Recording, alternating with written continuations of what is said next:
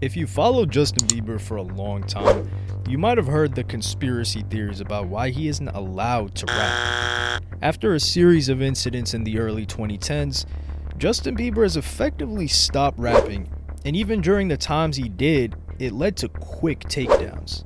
So who's taking down Justin Bieber's raps, and why don't they want us to hear them?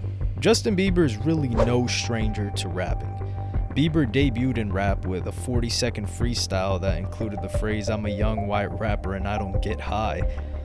Back in the day, he used to call himself Shawty Mane and tweet his rap videos. It was his alter ego of sorts, where he could let loose and have some fun outside of being a young teenage pop star. Speaking in Tongues, his first rap video, was originally a track by Cameron and Vado, with many other rappers who hopped on the beat for their own remixes, one of which was Gucci Mane.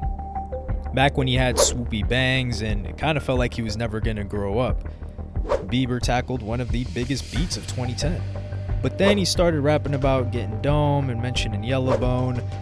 We all questioned if this was just partially an act, maybe he was just rapping what he was seeing other rappers talk about, because a lot of people just saw him as an innocent kid. We'll never really know.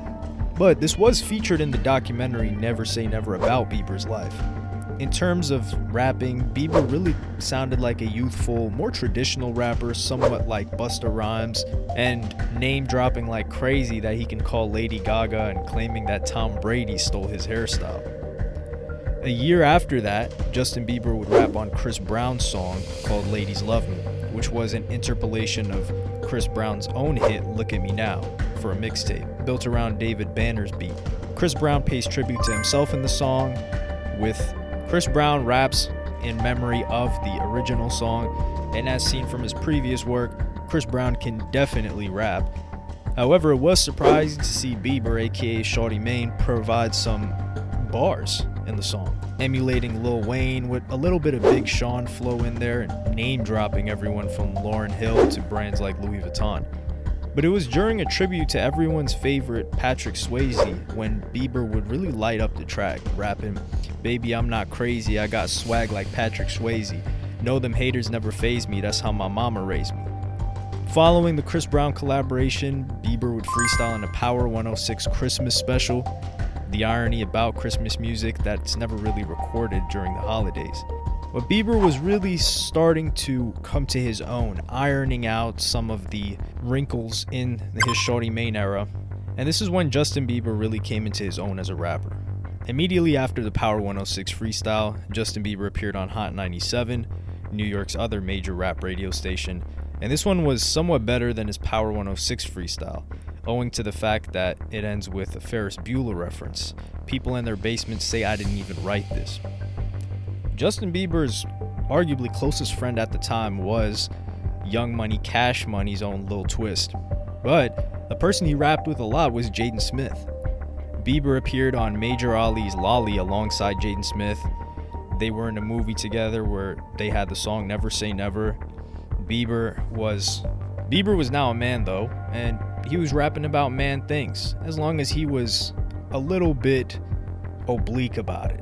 That's why they added Juicy J, who's pretty much a human drug reference, to clarify any questions that came about when it came to beer, drinking, weed, and women. Around this time though, Bieber went into full rebel mode with the iconic bucket peeing incident, egging incident, being caught with drugs in his home, and so on and so forth. Meanwhile, Justin's good friend at the time, Lil Twist, was arrested twice in 2013 while driving Bieber's cars. Twist allegedly organized a weed-fueled party at Bieber's property in 2013 while the singer was reportedly in Europe. And while Twist alleges that his relationship with Justin Bieber in the early 2010s grew into that of a drug-charged scapegoat, he did have a few run-ins with the law on his own. He was sentenced to a year in prison for his 2014 bashing and robbery of Nickelodeon actor Christopher Moore, far less frequently. When his features made it to the public, it resulted in takedowns. Justin did a rap on an official release with Travis Scott and Young Thug in a song called Maria, I'm Drunk, but it was also oddly hard to find when it was first released and the subsequent years. At the time, Justin was on vacation in Hawaii and FaceTimed Travis to express his eagerness to collaborate. Travis claims he knew Maria I'm Drunk was the perfect song for Bieber to get on right away, even though the song had already leaked.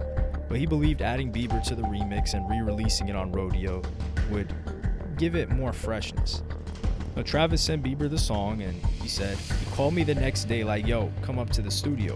As soon as I got to the studio, he played it for me. He already had his rap verse on it done. That stuff was effing crazy. I went back in and produced over it. That's so pure." However, despite this close relationship, there was something strange going on behind the scenes during the song's release.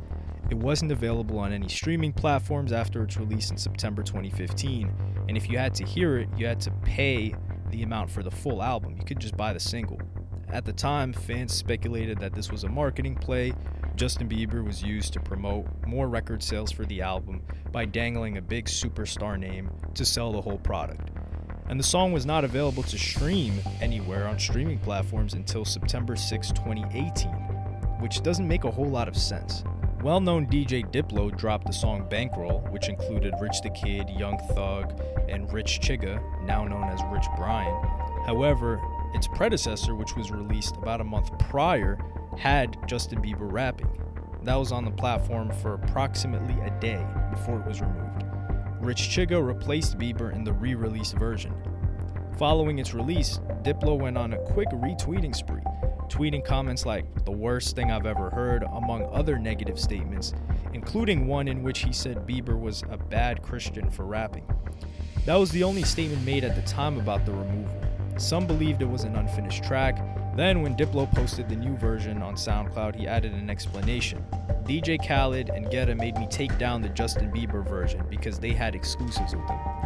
Diplo then claimed that he didn't give a damn and released a link to the Justin Bieber version of Bankroll. Shortly later, that excuse was scrapped in favor of a more vague accusation.